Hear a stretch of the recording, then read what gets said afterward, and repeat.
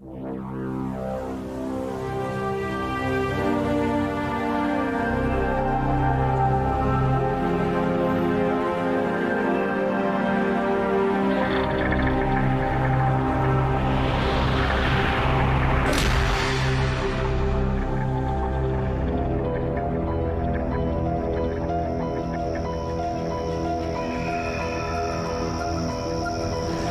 ouviu um grito?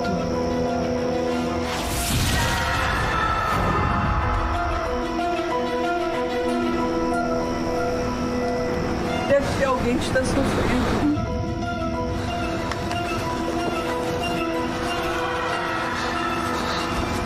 Luiz Nunes, o zelador do cemitério, tenta localizar de onde vêm os gritos.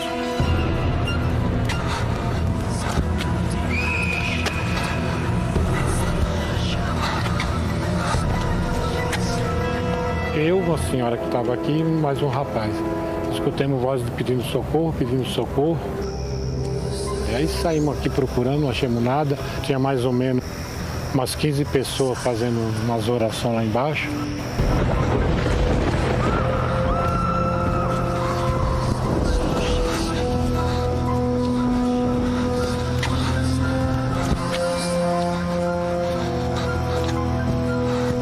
Encontrou alguém? Não vi ninguém lá embaixo, não. Mas alguém gritou por socorro, meu filho. Você tem que ajudar.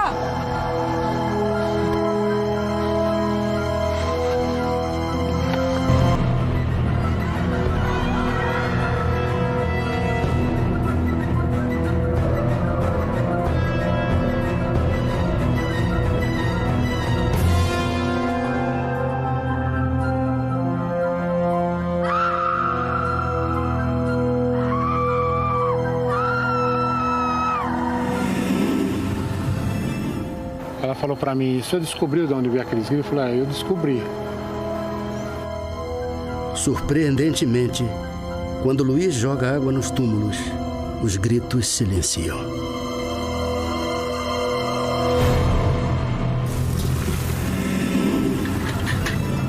Aí nós fizemos isso, começaram a jogar, graças a Deus agora acalmou. Para Luiz Nunes, os gritos saíam daqui, dos túmulos de 13 pessoas que morreram queimadas numa das maiores tragédias da cidade de São Paulo, o incêndio do edifício Joelma. Entre centenas de vítimas, esses 13 corpos jamais foram identificados. Elas morreram carbonizadas, né? Então elas pediram muita água.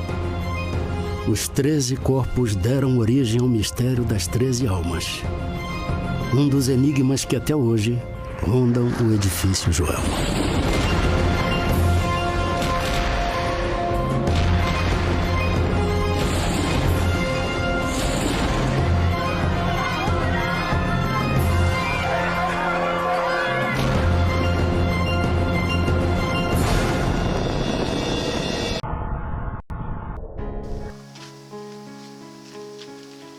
Olá, tudo bem?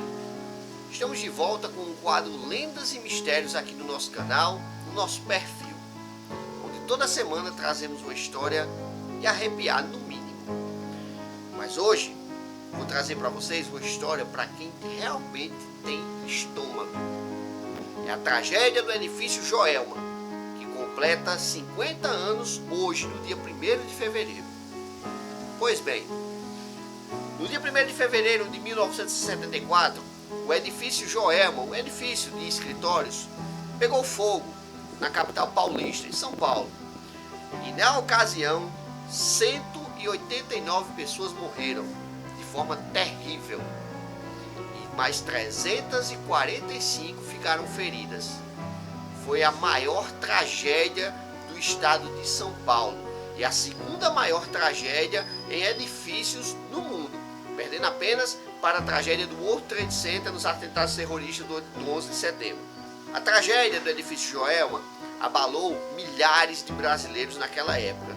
Foi uma tragédia horrível, como eu falei, no ano de 1974. Milhares de pessoas presenciaram os momentos de terror das vítimas que estavam lá no prédio, consumido completamente pelas chamas. É a história que você vai acompanhar agora no quadro Lendas e Mistérios. Mas vou avisando, se você for uma pessoa sensível, uma pessoa que não tem estômago, uma pessoa que se emociona ou se abala facilmente, não assista.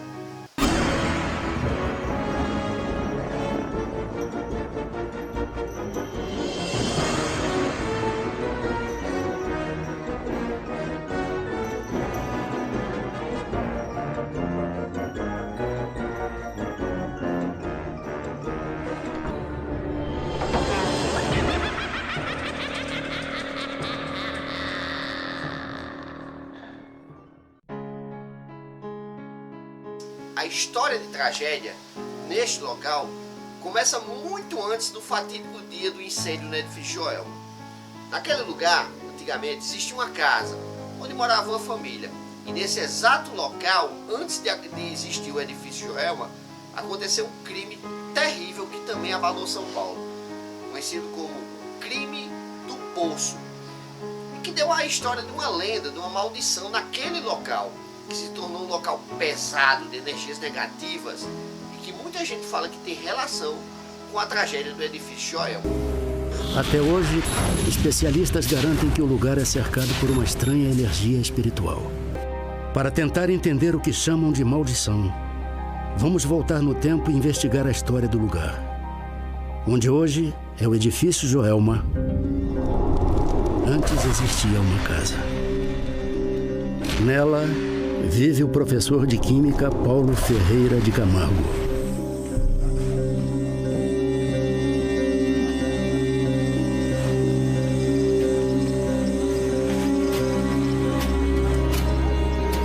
Então, esse poço fica ou não fica pronto? Tá quase, professor, tá quase. Amanhã a gente termina isso. Eu preciso que cave mais fundo, hein? Bem mais fundo, hein? Pode deixar, professor. Vai ficar do jeito que o senhor pediu. Eu acho que esse homem tá cavando um túmulo. Ele mandou fazer um mês antes um poço no fundo do quintal, alegando que precisava fazer pesquisas com água. Por isso, os vizinhos não estranharam muito, nem a própria família. Eu tenho foto dele aí tocando piano, na tranquilidade do lar, ainda quando os problemas não o afligiam.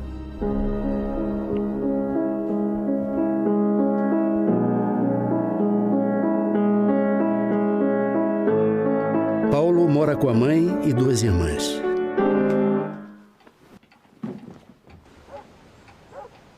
Boa noite, filho. Você já jantou? Filho, você tá bem? Mamãe, a senhora pode me ajudar aqui?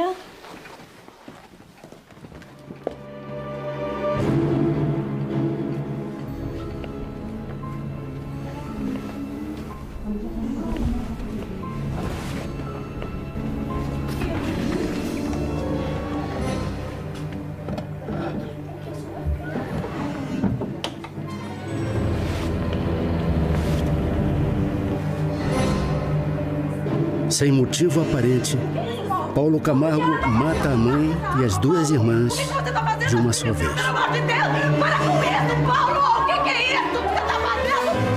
Não! Paulo! O que é isso?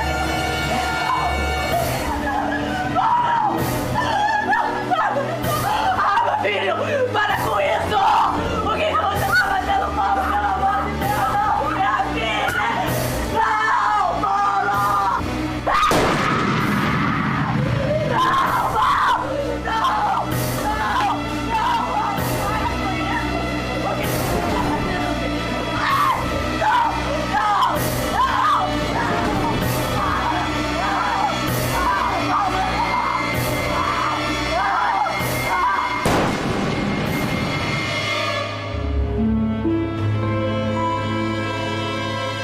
Foi até o Paraná e passou um telegrama para ele próprio, alegando que houvera um desastre e a família toda perecera.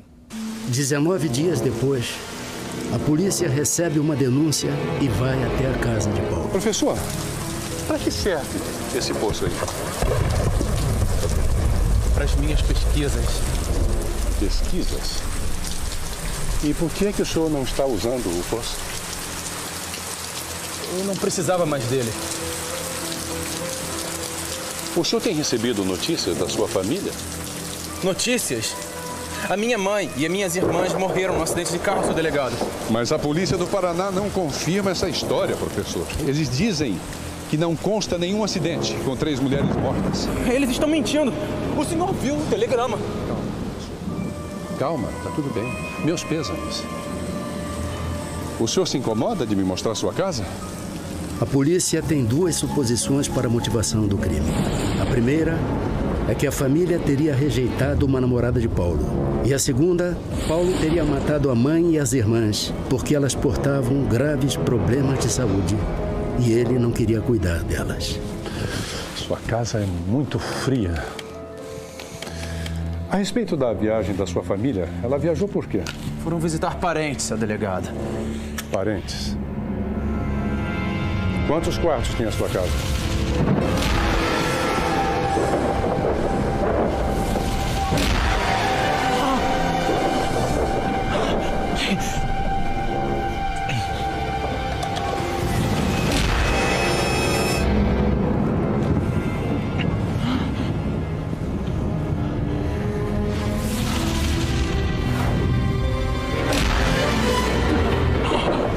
O senhor está se sentindo bem?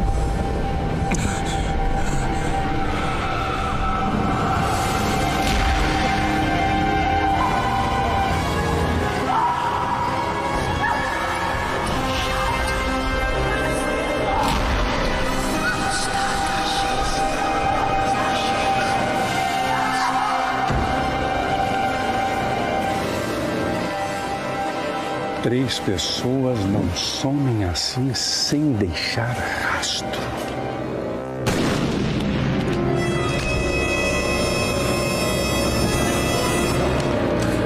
O mistério da morte de toda a família nunca foi desvendado. E começaram a escavar o poço. Se encontraram os 3 corpos. No resgate dos corpos, um bombeiro morreu vítima de infecção cadavérica. O triplo assassinato seguido de um suicídio abalou a população de São Paulo e ficou conhecido como o crime do Poço. O lugar ganhou fama de mal-assombrado. Em 1972, a casa do professor Camargo foi demolida e no lugar dela, no mesmo terreno, foi construído o edifício Joelma. 20 andares, 6 pavimentos de garagem e vários escritórios onde funcionavam neste edifício. A demolição da casa, mudança de número e tudo, não impediu a tal maldição que ocupava naquele mesmo local. E é aí que começa uma história terrível. Por dia, mais de 1000 pessoas circulam pelo Joelma. Bom dia, senhor Antônio, seu time não tá com nada, que vexame. E aí, Alvino, meu sobrinho está casado. Tô esperando a Volkmar. Tá falando nela?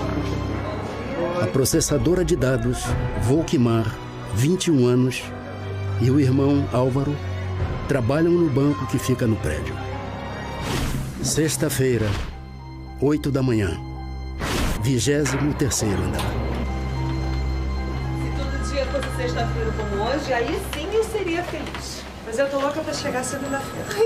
Eu, hein, Volkmar? Você deve estar maluca mesmo. Ai, mas por que segunda-feira, que é o Dia Mundial da Preguiça, hein? Na segunda-feira ela iria fazer a inscrição na USP, que havia passado. Porque ela queria fazer letras, né? Eu vou realizar meu sonho. Eu não acredito. Foi o que eu sempre quis na vida. Vai abandonar a gente, né, Volkmar? Você vai parar de trabalhar, Volk? De jeito nenhum. Ah, bom. Preciso ajudar minha família. Vou estudar à noite. Tá vendo? Parabéns. Você merece, viu? Merece ser a futura professora Volkmar. Meninas, estudem para a prova. Olha. 4 andares abaixo de Volkmar está a secretária Nádia Maria. Quer um cafezinho? Nossa, seu Adriano, seu madrugou hoje, hein? Você teve algum pressentimento, alguma coisa assim? Foi muito gozado que a minha mãe teve. Que a hora que ela acordou, me chamou, ela falou: eu acho que você vai casar com um médico. Que eu sonhei com você abraçada com 2 homens de branco. Aí eu saio, atravesso a rua, faço pra minha vizinha. Ela fala: não vai trabalhar hoje não, fica em casa pra gente bater papo. Foi umas coincidências só isso, entendeu? 8h45 da manhã. Um curto-circuito no ar-condicionado é o primeiro sinal da tragédia. As ligações do ar-condicionado passavam embaixo dos forros. Esse forro era de material combustível. Então a propagação do calor foi muito rápida. Você aprovou o relatório, né, Nádia? Você sabe que estão me cobrando. Estão dizendo que o prédio está pegando fogo. Como assim, como assim? Você já avisou alguém que está pegando fogo? Gente, o prédio está pegando fogo. Mal deu tempo de colocar as coisas na mesa, começou uma gritaria, fogo, fogo, fogo. Ah, eu quero sair Peguei daqui. minha bolsa, meu guarda-chuva e fui querendo descer. Vamos!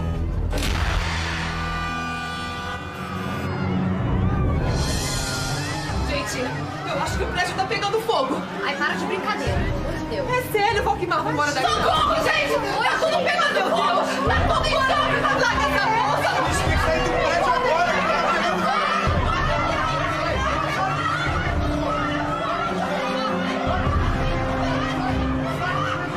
Na hora que eu fui descer, não tinha mais como descer. Tava todo mundo subindo.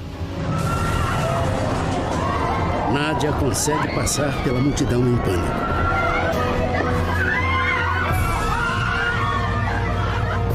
Valquimar e as amigas não têm a mesma sorte.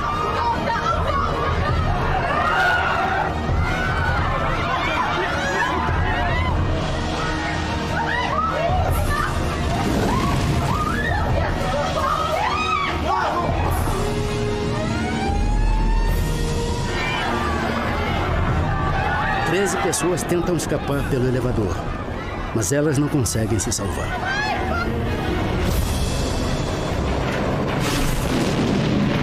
São 13 torrões, né? Completamente carbonizados. Tem as roupas delas aqui também. Tudo que acharam lá no poço do elevador, estão tudo enterrado aqui. 13 pessoas que sequer tiveram a chance de serem identificados ou entregues à família. Sem ter para onde fugir, as pessoas entram em pânico. O calor chega a 700 graus centígrados.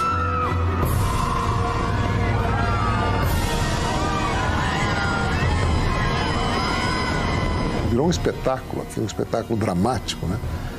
E as pessoas olhando, as pessoas desesperadas, procurando parentes.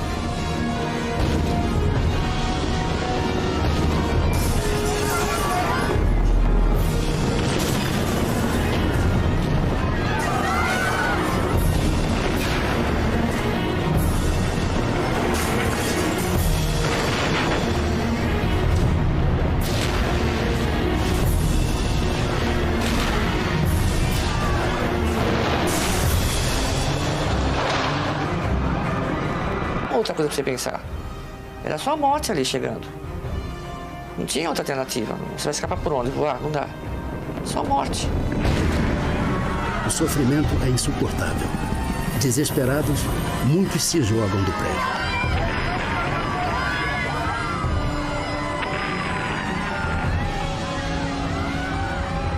Existia um problema, um dilema real. Ou você morre queimado, ou você morre saltando do prédio. Cartazes com pedidos para que as pessoas não saltem do prédio são escritos, mas pouco adianta.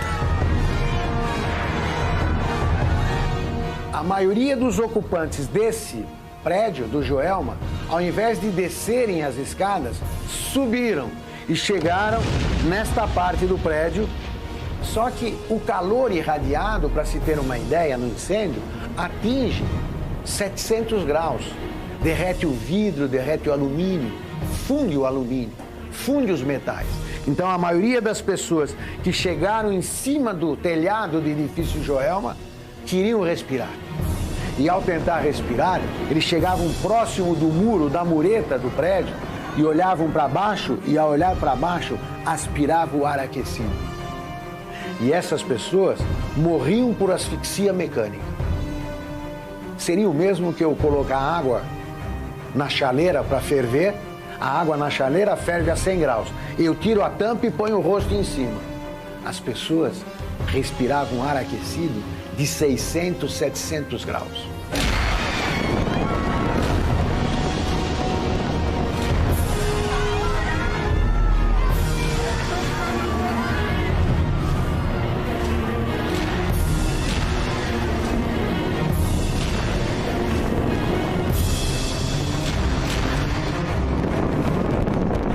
sobreviventes do incêndio do Joelma não esquecem aquela manhã de horror.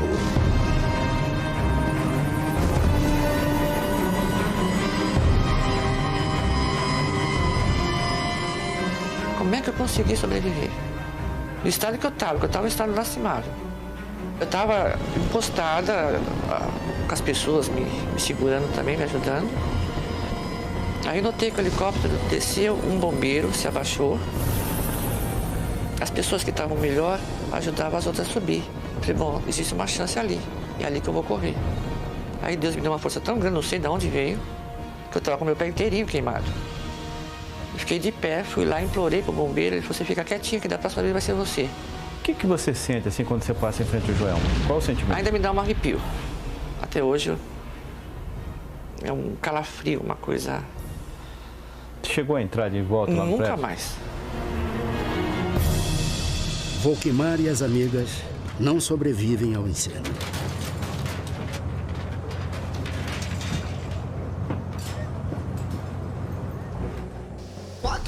Após o incêndio, e depois de uma longa reforma e restauração, o edifício Joelma foi finalmente liberado novamente para ser ocupado. Mas as histórias que circundam aquele lugar se tornaram cada vez mais pesadas. Apesar dele ter sido rebatizado com outro nome, hoje chama-se Edifício Praça da Bandeira, mas o clima sinistro permanece firme e forte naquele lugar. Depois da reforma do edifício Joelma, um dos funcionários do estacionamento passa a morar na garagem. Muita gente me admirou. Como é que você tem coragem de morar aqui? E eu senti um calafrio, um negócio, um arrepio mesmo, assim, uma friagem assim. Como que tinha alguém que estava se aproximando de mim, pegando em mim.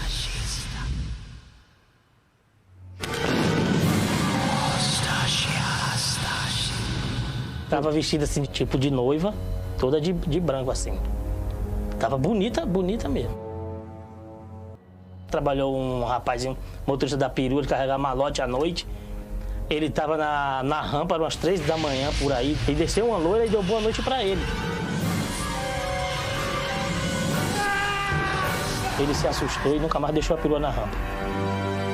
É por isso que em certos lugares, em certos determinados pontos telúricos, existe muito acidente de carro ou certos acidentes específicos de crimes ou de outros casos de incidentes que ocorrem e que a gente não sabe por quê.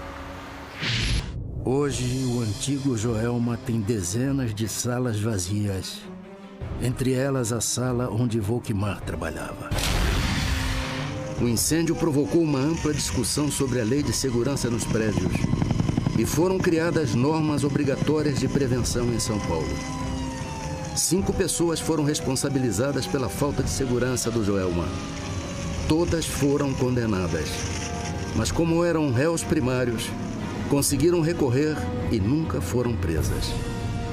Os atuais administradores do edifício não quiseram gravar a entrevista e a tentativa de livrar o Joelma dos supostos espíritos continua. E algumas pessoas mesmo vivas que trabalham aqui podem sentir que estão passando mal ou sentindo certas reações de calafrio, de coceira ou de outras reações epidérmicas por causa dessa manifestação que ainda é remanescente no ambiente. As histórias que circundam o edifício Joelma permanecem um grande mistério. Algumas pessoas acreditam, outras não. Eu, particularmente, ao gravar esse vídeo e fazer essa edição, confesso que me arrepiei inúmeras vezes. Porque essa história do edifício Joelma sempre me deixou muito abalado. Uma sensação muito estranha. Foi uma tragédia marcante. Como eu falei, 189 pessoas morreram de uma forma terrível.